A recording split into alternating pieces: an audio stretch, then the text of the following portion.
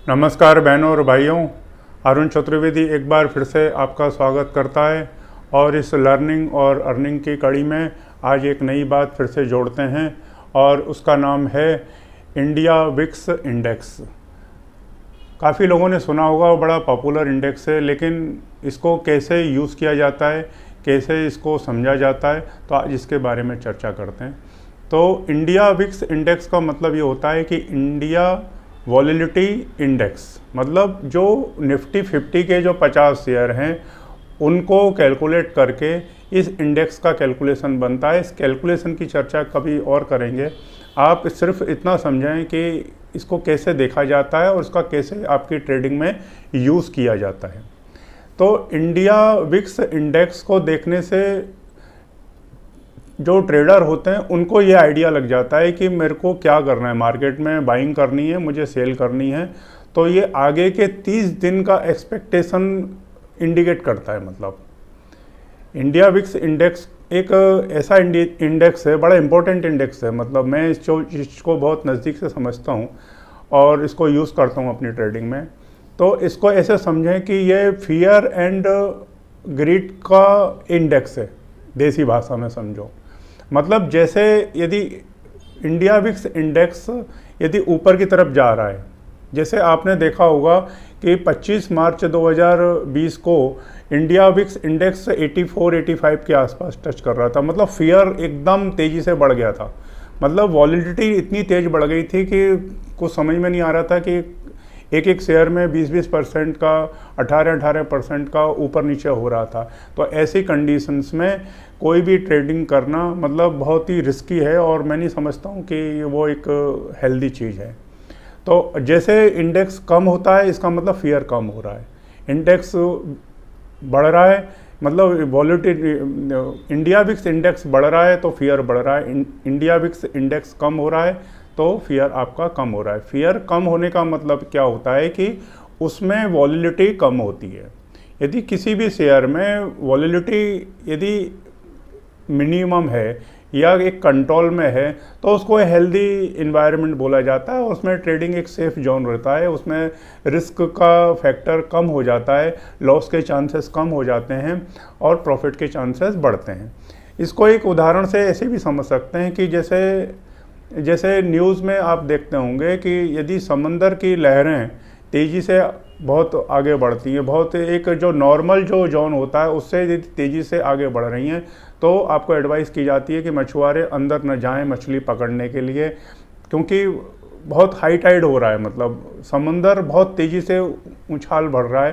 तो ऐसी कंडीशंस में एक कुछ भी काम करना मछुआरे के लिए वो बहुत रिस्की होता है।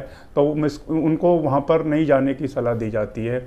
और जब समंदर नॉर्मल हो जाता है तो आप देखते हैं कि वो छोटी छोटी नाव लेके भी समंदर में मछली पकड़ने के लिए कोई भी जाते हैं वो लोग।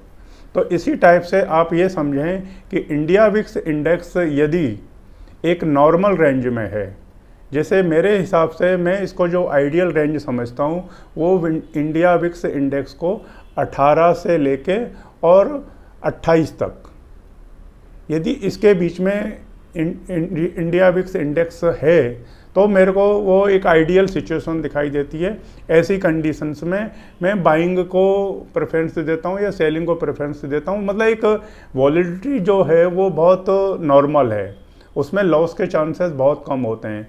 यदि ये फियर इंडेक्स बढ़ने लगता है, यदि ये 30 के ऊपर जाने लगता है, तो थोड़ा समझ के फिर ट्रेडिंग करना पड़ता है, क्योंकि इंडिया विक्स इंडेक्स सबसे ज़्यादा इफेक्टिव होता है आपकी F&O ट्रेडिंग में और इंट्राडे ट्रेडिंग में। तो इसमें सबसे ज़्यादा लॉस होने के चांसेस रहते हैं। यदि इंडेक्स ऊपर जा रहा है तो इसका मतलब वॉलेटिलिटी आपकी बहुत तेज़ है, और यदि वॉलेटिलिटी बहुत तेज़ है इसका मतलब लॉस के चांसेस भी बहुत कम हैं। तो आप इस चीज़ को ध्यान में रखें और इन्वेस्टमेंट के लिए भी ध्यान में रखें। यदि आप लॉन्ग टर्म इन्वेस्टमेंट करते हैं तो इस समय जो इंडिया विक्स इंडेक्स का जो पॉइंट दिखाई दे रहा है, जैसे 20.50, ये 6 नवंबर का इंडेक्स पॉइंट है।